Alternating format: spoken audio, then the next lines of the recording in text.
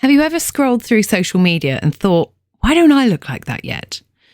Or have you ever looked in the mirror and wished your progress was quicker, or that your abs were as sharp as the influencer who apparently lives on chicken and air? Then this one is going to be for you. Today, we're diving into the comparison trap, how it messes with your mindset and slows your progress, and what you can do to break free from it. I'm Alison, and this is the Fundamentals of Fitness. So let's talk about why your progress doesn't look like theirs and why that's exactly how it's meant to be.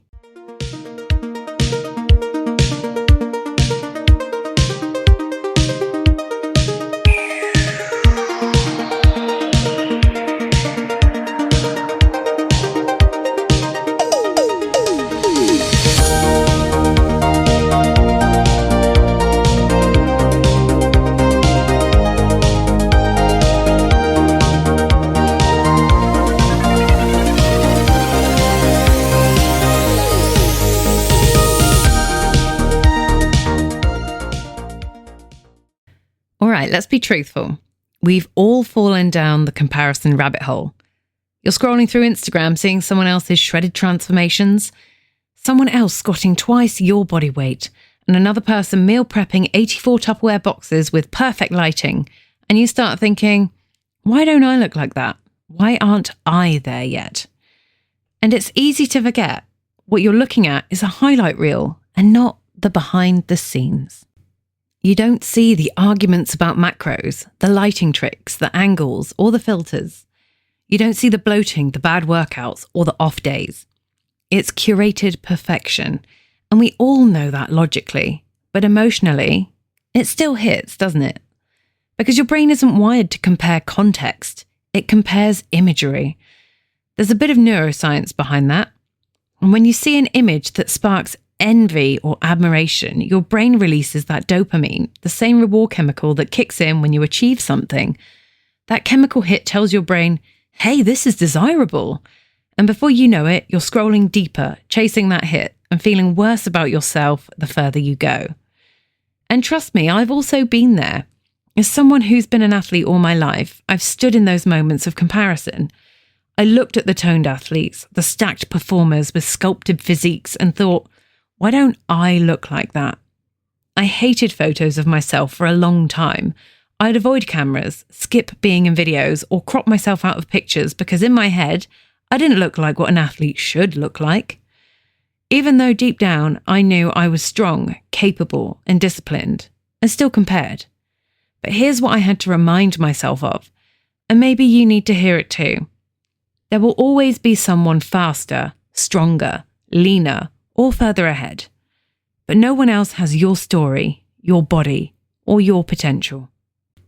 Your progress is built on your circumstances, your genetics, your effort, and your lifestyle. You can't compare your chapter 3 to someone else's chapter 20, especially when they started writing years before you did. And I've coached hundreds of people, and I can tell you with absolute certainty, no two people progress the same way. I've had clients lose 10 kilos in 3 months and others take a year to lose the same amount. And both of these were success stories. Because one was balancing 3 kids and a full-time job, and the other was sleeping 9 hours a night and training like a pro. It's the same goal, but different paths. Both valid and both powerful. And let's not pretend we haven't all taken 27 gym selfies just to find one we don't hate. You know the one. Where you're trying to look casual, but you've checked the lighting from 5 different angles and sucked in so hard you've invented a new rib position. Even that photo isn't reality. It's a snapshot of 0.5 seconds in perfect conditions. So if that's what you have to do for that one photo, imagine what the influencers are doing for 1,000. Comparison isn't just emotional, it's neurological. Your brain has something called social comparison bias. It's a built-in instinct that evolved to help you fit into the tribe. Thousands of years ago, it helped humans assess hierarchy and belonging. Am I strong enough? Fast enough? Safe in this group? And now that same wiring fires when you see someone else's abs online. Your brain literally registers it as a status cue. It's not trying to hurt you, it's trying to motivate you. But because social media gives you hundreds of status cues in minutes, Your brain never gets a break from assessing where it stands. That's where the burnout creeps in. The moment you start thinking, I should be further by now, you're judging your timeline against someone else's. But progress isn't linear, it's seasonal. There are phases of growth, plateaus, setbacks, and comebacks, and every single one of those phases teaches you something different. Just because someone else is on their peak doesn't mean you're behind. It means your climb looks different. Sometimes your progress looks slow because you're building depth, not speed. So let's pause for a second and breathe. Ask yourself this. When was the last time you celebrated something you've done without comparing it to someone else's version of success? It doesn't have to be a massive thing. It could be that you hit your protein target this week, or that you walked more steps than you did last month, or that you finally stopped skipping breakfast. Those things matter. Those things are progress.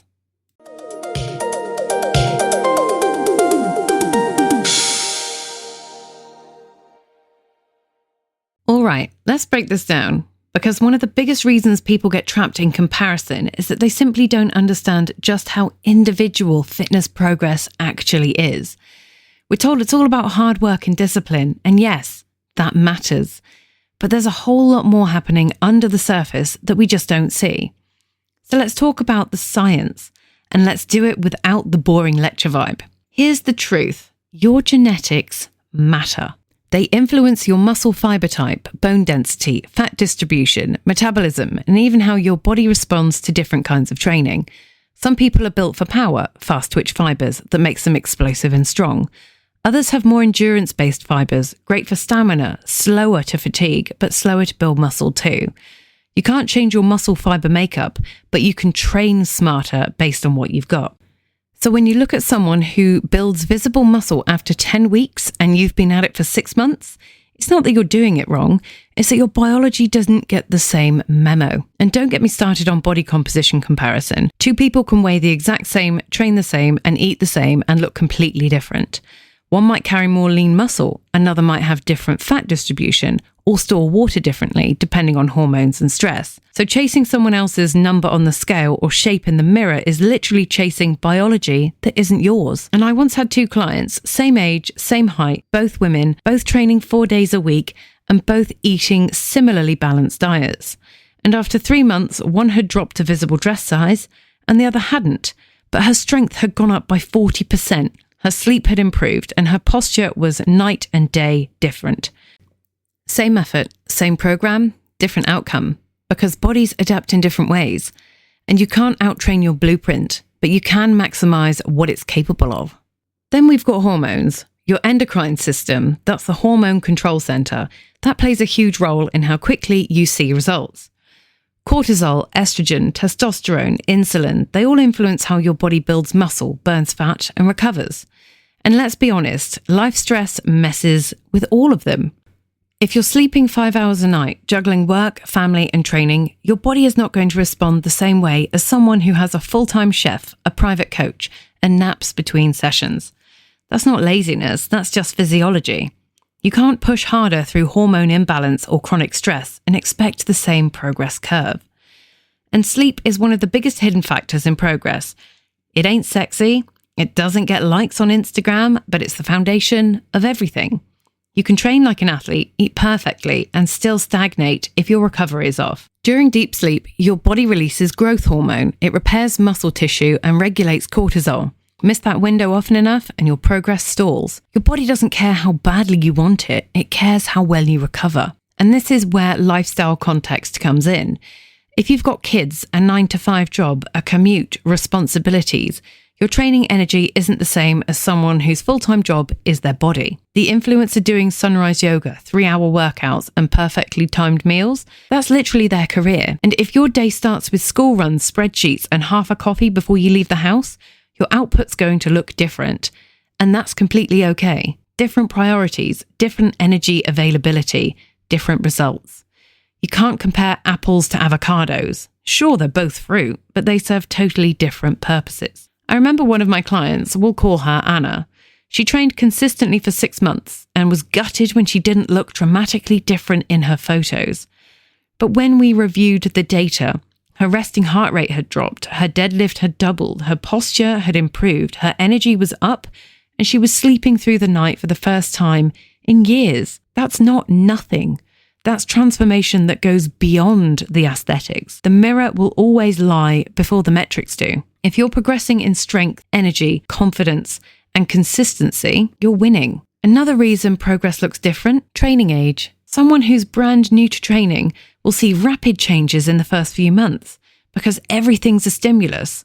Their body's like, what is happening? Better adapt. But if you've been training for years, progress slows because your body is efficient now. You're just fine-tuning. That doesn't mean you've plateaued. It means you've leveled up to a new stage. Your goal shifts from big visible changes to smaller, smarter ones. So let's picture your progress like a wave.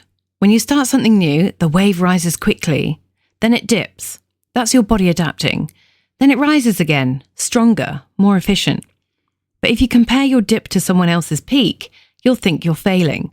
Every athlete I've coached has gone through that dip, that quiet middle part where progress feels invisible. But that's where consistency becomes character. And remember, algorithms don't show you people struggling. They show you people succeeding. You're not seeing the 10,000 times someone didn't post because they felt bloated, tired, or unmotivated. You're seeing the 0.1% highlight moment that makes you forget they're human. So when you compare your Tuesday morning slump to their sponsored shoot, you're comparing your reality to someone else's fiction. Also, people are in different seasons of their life and training. Some are chasing performance. They'll eat more, train hard, and focus on power. And others are in maintenance or recovery phases, eating intuitively, training less intensely. And some are in prep, dialed into strict macros and timelines. All valid, all different. Your journey can't be measured against someone who's living a completely different one. So here's your little reflection moment.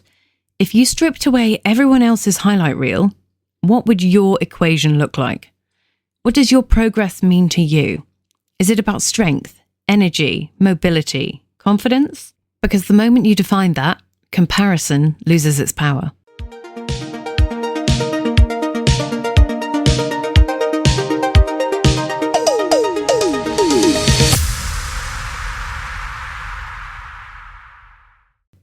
So you know what I love most about my job? It's not the before and after photos. It's the in-between moments, the real wins that don't always make it to social media. One of my clients, we'll call her Claire. She started training with me after years of trying every fad diet under the sun. She was tired, frustrated, and just ready to give up. And when she joined, she said, I just want to feel good again. And we focused on the small, sustainable habits, daily walks, more protein, resistance training just twice a week. And the first month, that scale hadn't budged. And she panicked. But her progress photos told a different story. Her posture had improved, her clothes started to fit better, and her face looked brighter. We compared her measurements. She'd lost some inches around her waist and hips, but gained muscle in her legs and shoulders. And that's when she said, oh, maybe I'm not failing after all. And 3 months later, she was lifting heavier than ever and actually enjoying the process. Her progress wasn't quick, but it was real. And real always lasts longer. I always tell my clients, the biggest transformations aren't physical, they're emotional. When you stop chasing someone else's timeline, you finally start building your own. And then there's James. He came to me after a serious injury, the kind that makes you question whether you'll ever feel strong again. He used to be the fit one amongst his friends. So when he couldn't train the way he used to, his confidence took a huge hit. And then we started from scratch. Gentle strength work, mobility, recovery. And at first, he hated it. He wanted to do more, push harder, go back to his old numbers. But slowly he started to realize that rebuilding is also progress. The first day he did a full push-up again, he grinned like a kid. And the first time he jogged pain-free, he nearly cried. And he told me, I thought I'd never get here again. And I reminded him that you didn't get back here, you built this version from the ground up. And that's the kind of progress you can't measure in kilos or in inches. And I had another client, Emma, who used to measure success only by the scale. She'd weigh herself every morning and mood for the day depended on that number. We worked on shifting her focus to performance goals, push-ups, planks, lifting form, stamina. And within a few weeks, her confidence had grown because she could see herself getting stronger. And the scale didn't define her anymore, the barbell did. And I'll never forget the day she said, "I don't even care what I weigh anymore, I feel strong, and that's better." That's the magic of perspective. When you shift your focus from how you look to what you can do, everything changes. I love those quiet victories, the ones that don't make a post.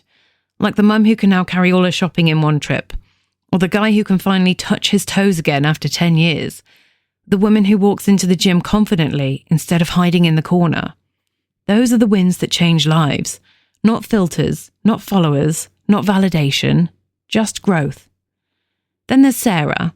She's one of my hybrid clients, balancing the gym sessions with running and family life. And when she started, she told me, "I just don't have time to train properly." And we worked on shorter, smarter sessions, 30-minute strength blocks, structured recovery, and fueling for performance. And within just a few months, she'd run her first 10K. But the real progress wasn't the distance. It was that she finally believed she was an athlete again. She told me, "I always thought athletes were people with sponsors and medals, but maybe it's just anyone who keeps showing up." And I said, "Exactly. Athlete isn't a look. It's a mindset." I once trained a client who constantly compared herself to fitness models online. Every check-in, she'd show me someone else's body and say, "That's what I want." So one day I asked her, "Why? What do you actually want from that?" After a long pause, she said, "I think I just want to feel confident." So we worked on strength goals instead, pull-ups, deadlifts, weighted squats, and guess what? The confidence came before the aesthetics did.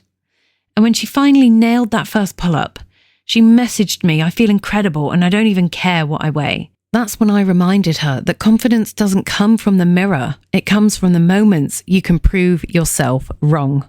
All of these stories have one thing in common. They're human. They're not about perfection. They're about persistence. They're about the quiet grind between the highlights where real progress lives. Every single one of these people started by comparing themselves to someone else, and every single one ended up discovering their own lane.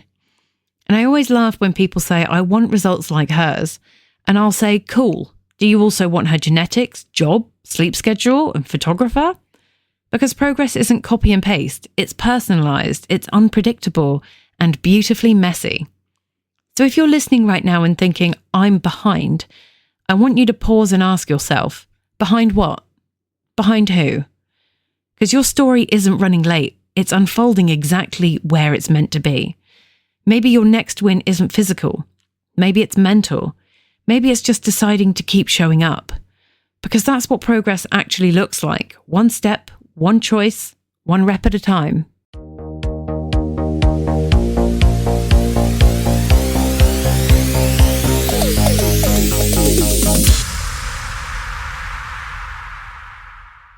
You heard me say it before, but I'm going to say it again. Your journey is yours. And the moment you stop comparing it to someone else's, you start moving faster, freer, and happier. Here's what comparison really does. It blinds you to your own growth. It turns your achievements into not good enoughs, and your progress into pressure. And the truth is that every single person you've ever compared yourself to, they've got their own insecurities, their own doubts, and their own quiet struggles. The only difference is you don't see theirs, you only see your own. I remember once looking at another coach's page and thinking, wow, she is smashing it. Look at her clients, her content, her shape. And then I spoke to her in person. She was exhausted, overwhelmed, doubting herself, and said, "I wish I had your confidence on camera." And I realized that we were both looking at each other's highlights reel, not the truth. We all do it. We all think someone else has it figured out, but no one is immune to self-doubt, not even coaches. And there's actually neuroscience to back this up. When you consciously shift your focus from comparison to gratitude, when you actively name your own wins instead of chasing someone else's, your brain literally rewires its reward system. You release dopamine and serotonin, not from validation, but from self-recognition. That's how you start feeling happier, more motivated, and more content without changing a single thing about your body. So let's pause together for a second and let's take another breath. And think about where you were 6 months ago. What was hard then that feels easier now? What do you do today without even thinking about it that once felt impossible? That's progress, and it deserves recognition. So this week, your challenge is simple. Write down 3 non-scale wins from the last month. This could be that you're stronger, that you're more consistent, that you feel calmer, that you're more confident in your own skin. Because success doesn't only come in kilograms or calories. It shows up in energy, happiness, and self-respect. I want you to remember this. You are not behind. You are not failing.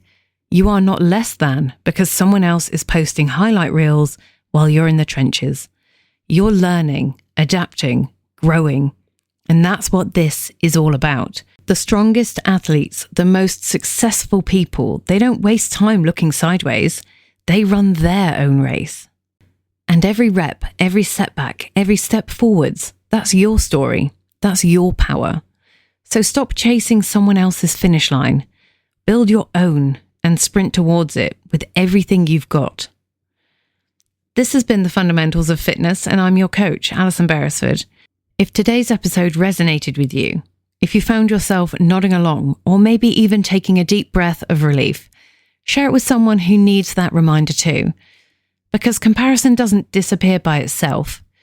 We quiet it by being real, being kind, and celebrating the small wins that build a lifetime of strength. And thanks for listening. Thanks for showing up. And remember, the only person you ever need to compete with is yesterday's you. See you next Monday.